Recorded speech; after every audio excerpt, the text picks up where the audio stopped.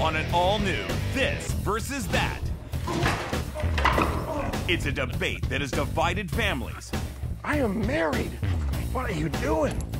Countries. If that dog moved to Mexico, would it be a south of the border collie? And pet owners for centuries. The answers will have galaxy-wide implications. Which animal is really smarter? It's dogs versus cats. Show them who's smartest.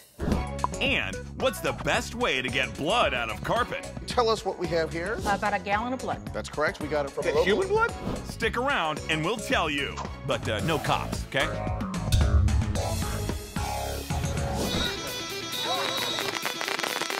You're dying. You're suffocating. What is This versus That? It's the show that uses science to investigate questions everyone seems to have. Blackjack or crap? Should I buy a hybrid car? Use a life vest or the seat But no cushion? one else can seem to answer. Not it. And these are your guys. There's Mark DiCarlo, Dwarves, druids, a murder of crows. Chris Tallman, Sleeping fire! and Brad Sherwood. They're three friends with an intense curiosity about how the world really works. You are an idiot. And now, they've been handed the tools, granted access, and provided the resources to find out. They'll ask questions. What's the best type of food to have on your island in a hurricane zone? Speak with the experts, conduct experiments, I can't feel my fingertips. and discover the facts. Then, at the end of each episode, your questions will be answered. Really? Yes. That's great. The science within arm's reach will be made clear. And the right decision for you to make will ultimately be revealed. I'm not sure what we proved, but we did it. This versus That.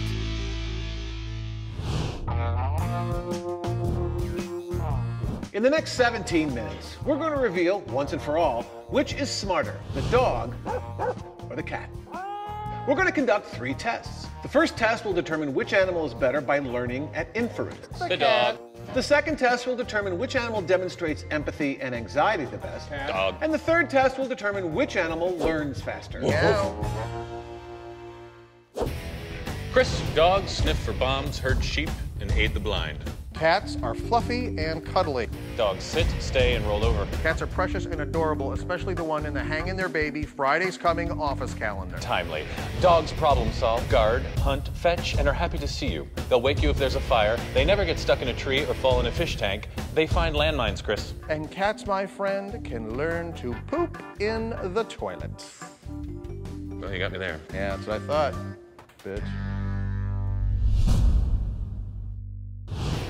I will learn to poop in a I toilet. know you will, Brad. I will. It's just about focus and about desire.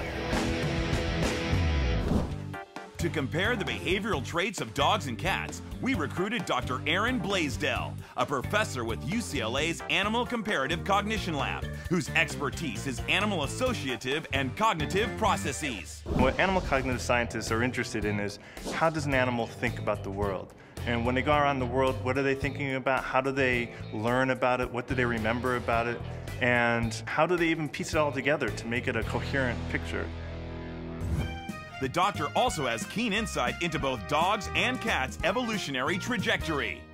Dogs were probably domesticated somewhere around 15,000 years ago. The most likely thing that happened is that wolf packs were living near people, and humans were hunter-gatherers. And in order to take advantage of like the remains, what was left behind, and scavenge, the best evidence is that some of the more tame wolves started actually being accepted among the human community. Hello, boys. Hello. Take these wolves, for instance, raised by CJ since they were pups. Come here. What? Come here, boy. 15,000 years ago, captivity wasn't much different from this Los Angeles farm, minus the electric fence. I kid.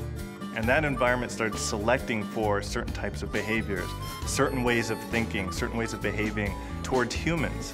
And that radically changed what once was a wolf into what we now know to be a dog. In the wild, a wolf looks to establish dominance and a hierarchy in its pack, making it a lousy pet who'd never fetch and would probably eat you in your sleep. Tame ability was selected for, and aggressiveness and challenging some kind of social hierarchy was bred out of them. Gotcha. I gotcha.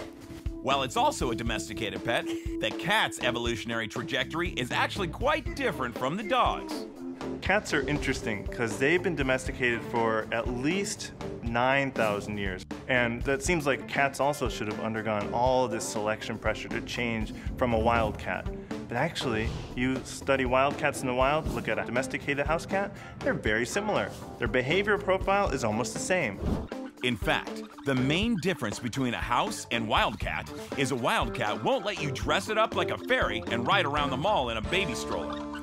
Unlike dogs, which have gone through a huge change in behavior over time living with humans and domestication, cats haven't. Turns out that wild cats are actually very tame.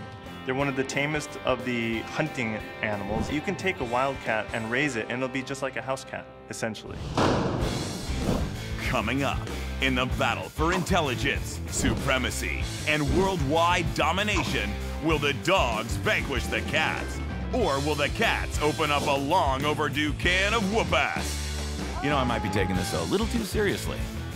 Plus, if you've got a quart of blood staining your carpet, you're gonna want to pay attention to what's up next.